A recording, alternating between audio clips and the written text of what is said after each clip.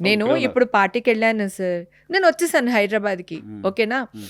నేను వాళ్ళు పిలుస్తారు ఎలాగైనా పోలీసులు. మనం పార్టీ నుంచి అటెండ్ అయ్యారు కాబట్టి. బయటకొచ్చిన తర్వాత అటెండ్ అయ్యాను కానీ పిలుస్తారు. హ్మ్. అది ఒక ప్రాసెస్ ఉంటది. పోలీసులకి, అటెండ్ అయిన వాళ్ళకి, వాళ్ళందరిని మాకు పిలుస్తారు. ఉంటది. హ్మ్. నువ్వెవడోరా మధ్యలో పాజిటివ్ వచ్చేసింది, అన్నీ వచ్చేసినియి. హేమే పార్టీ కండక్ట్ చేసేసింది.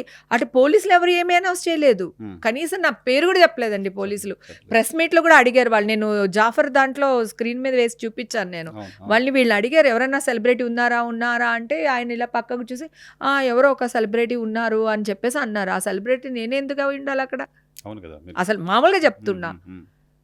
అయితే నేను వెళ్ళాను, వచ్చేసాను. 18థ్ నా టికెట్ పట్టుకొని రెడ్ హ్యాండెడ్‌గా దొరికిపోయిన హేమ అని అరుస్తున్నారు టీవీల్లో పేరు మా యాంకర్స్ వాళ్ళు. పేరు మార్చుకొని ఎళ్ళిన హేమ. ఇంకా అసలు మామూలుగా కాదసలు. హ్మ్. వాళ్ళిష్టం.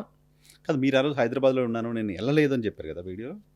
యాక్చువల్‌గా నేను చెప్పాల్సింది నేను వెళ్ళాను, వచ్చేసానని వచ్చాను చెప్పుండాల్సింది. చెప్పాల్సింది. హ్మ్. నేనేమో ఆల్రెడీ నేను ఇక్కడే ఉన్నాను, హైదరాబాద్‌లోనే ఉన్నాను. నేను ఇక్కడ చిల్ అవుతున్నాను ఈ ఫార్మ్ హౌస్‌లో అని చెప్పి నేను వీడియో సో పెట్టాను. మీరు అక్కడ అరెస్ట్ అయ్యారని వస్తున్న వార్తలకి మీరు అది కౌంటర్ ఇచ్చి నేను కౌంటర్ ఇక్కడ ఇచ్చాను నేను. ఓకే. ఓకే. నేను వెళ్ళలేదు అనేది కాదు మీరు చెప్పింది. నేను అక్కడ అది అరెస్ట్ కౌంటర్ అయ్యారంటే అక్కడ ఆల్రెడీ అరెస్ట్ కాలేదు. వేసేస్తున్నారు మీడియాలో. హ్మ్.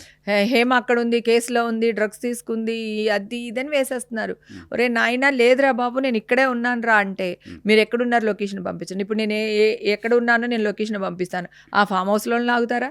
పలానా ఫార్మ్ హౌస్‌లో ఉంది. ఆ ఫార్మ్ హౌసోడికి దీనికి సంబంధం ఏంటని లాగుతారా? హ్మ్. లేదు ఇంకోటి లాగుతాడా? అట్లయితే లొకేషన్ ఎంతమంది ఇంకా పంపగలుగుతారు వీడియో ఇంకా అయితే? అసలు కాదండి వీళ్ళ ఇష్టం ఇంకా. ఆ రోజు వీళ్ళు డిసైడ్ అయిపోయారు. ఒక ఫేక్ న్యూస్ వేసేసారు. హ్మ్. నేను డ్రగ్స్ తీసేసుకున్నాను, పార్టీ అటెండ్ చేశాను, పార్టీ నేనే కండక్ట్ చేస్తానని వేసేసారు. హ్మ్. ఇప్పుడు నేను కాదని వాదిస్తున్నాను. హ్మ్. మరి వాళ్ళు తప్పవుతుంది కదా! వాళ్ళేసిన న్యూస్ తప్పవుతుంది తప్పవుతుంది కదా! కదా! హ్మ్. వాళ్ళ న్యూస్‌ని కవర్ చేసుకోవడానికి 100 రకాలుగా వేసేసారు.